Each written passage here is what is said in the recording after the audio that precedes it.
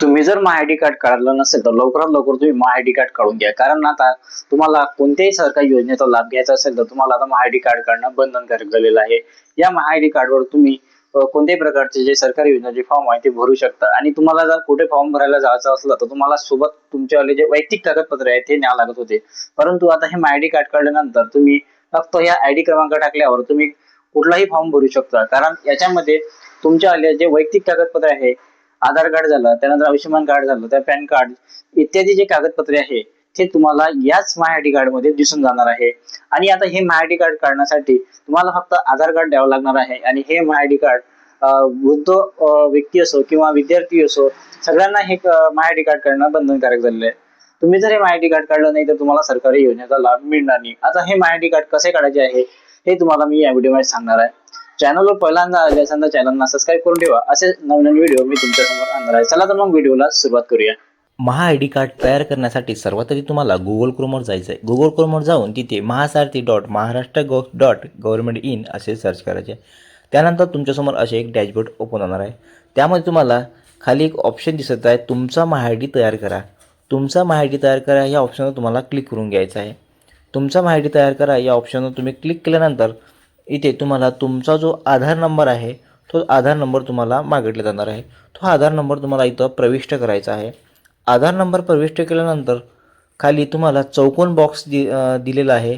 त्या चौकोन बॉक्सवर तुम्हाला टिक करून घ्यायचं आहे. चौकोन बॉक्सवर टिक केल्यानंतर खाली तुम्हाला पुन्हा OTP पाठवा हे ऑप्शन दिसत आहे, त्यावर तुम्हाला क्लिक करून घ्यायचं आहे. त्यावर क्लिक केल्यानंतर तुम्हाला एक 6 अंकी OTP येणार आहे. तो OTP इथं टाकून द्यायचा आहे. OTP टाकल्यानंतर खाली सत्यापित करा या ऑप्शनवर क्लिक करून घ्यायचं आहे. सत्यापित करा या ऑप्शनवर क्लिक केल्यानंतर तुम्हाला इथे डेटा प्रवेश संमती मागितलेली आहे. तर डेटा प्रवेश संमतीमध्ये तुम्हाला हे संपूर्ण जे संमतीपत्र आहे हे वाचून घ्यायचं आहे. वाचल्यानंतर खाली इथे चौकोन बॉक्स दिसत आहे त्यावर टिक करायचं आहे. त्यावर टिक केल्यानंतर स्वीकृत करा आणि पुढे जा या ऑप्शनवर क्लिक करायचं आहे. या ऑप्शनवर क्लिक केल्यानंतर तुमच्यासमोर आणखी एक इंटरफेस ओपन होणार आहे.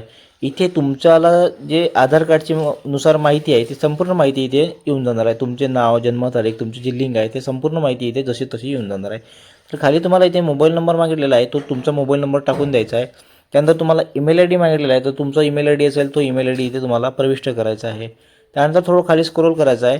इथे तुमचाला जो पत्ता आहे तो पत्ता आधार कार्डप्रमाणे जसा तसा इथे येऊन जाणार आहे. त्यानंतर तुम्हाला इथे खाली कॅप्चा टाकून घ्यायचा आहे. तो साईडला कॅप्चा दिला आहे, तो कॅप्चा इथं जसा तसा टाकून द्यायचा आहे. त्यानंतर जतन करा आणि पुढे जा जे ऑप्शन दिसत आहे त्यावर तुम्हाला क्लिक करून घ्यायचं आहे. त्यावर क्लिक केल्यानंतर तुमच्या मोबाईलवर एक OTP येणार आहे आणि तुम्ही जो ईमेल आय डी टाकला तर ईमेल आय डीवर पण एक 6 अंकी OTP येणार आहे. दोन्ही OTP तुम्हाला इथे टाकून द्यायचं आहे. दोन्ही OTP टाकल्यानंतर खाली तुम्हाला सत्यापित करा या ऑप्शन दिसत आहे, या ऑप्शनवर तुम्हाला क्लिक करून घ्यायचं आहे. सत्यापित करा या ऑप्शनवर क्लिक केल्यानंतर इथे तुमची जी नोंदणी आहे ते यशस्वीरित्या पूर्ण होऊन जाणार आहे. त्यानंतर आता तुम्हाला याचा स्टेटस जर बघायचा असेल तर तुम्हाला पुन्हा मेन मेनूवर जायचं आहे. मेन मेनूवर जाऊन तुम्हाला तिथे काही ऑप्शन दिसत आहे, एक महा आय डी आणि दुसरं आधार. तर ह्या महा आय डीच्याच बाजूला जो आधार हे ऑप्शन आहे त्यावर तुम्हाला क्लिक करून घ्यायचं आहे. त्यावर क्लिक केल्यानंतर तुम्हाला इथे तुमचा जो आधार नंबर आहे तो आधार नंबर प्रविष्ट करून घ्यायचा. आधार नंबर प्रविष्ट केल्यानंतर खाली प्रमाणित करा ऑप्शन दिसत आहे. प्रमाणित करा या ऑप्शनवर तुम्हाला क्लिक करून घ्यायचं आहे. आता तुम्ही प्रमाणित करा या ऑप्शनवर जसं क्लिक केलं तसं तुमचं जे डॅशबोर्ड आहे ते ओपन होणार आहे. इथं पाहू शकता प्रोफाईल स्टेप इन प्रोग्रेस.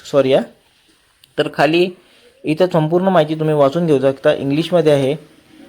त्यानंतर खाली पुन्हा करंट स्टेटस दिसत आहे. करंट स्टेटसमध्ये इथे तुम्हाला दाखवत आहे की तुमचे जे रजिस्ट्रेशन आहे ते कंप्लीट झालेले आहे आणि तुमचं जे कार्ड आहे ते अंडर प्रोसेसमध्ये आहे.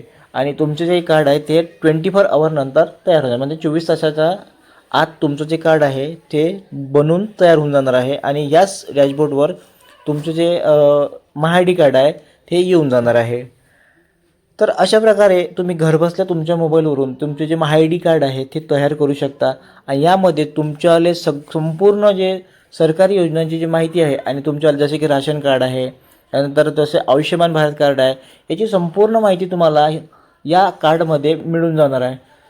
तुम्हाला जर कुठे जर कोणता फॉर्म भरायचा असला आणि हा जर तुम्ही माय आय डी कार्ड दाखवलं तर तुम्हाला एकाच माय आय डी कार्डमध्ये तुमच्याला कोणताही फॉर्म जो आहे तो ऑनलाईन पद्धतीने भरू शकता. तर अशा प्रकारे तुम्ही घर बसल्या hey my I D card तयार करू शकता. महत्त्वपूर्ण हा व्हिडिओ होता. सगळ्यांना शेअर करा. धन्यवाद.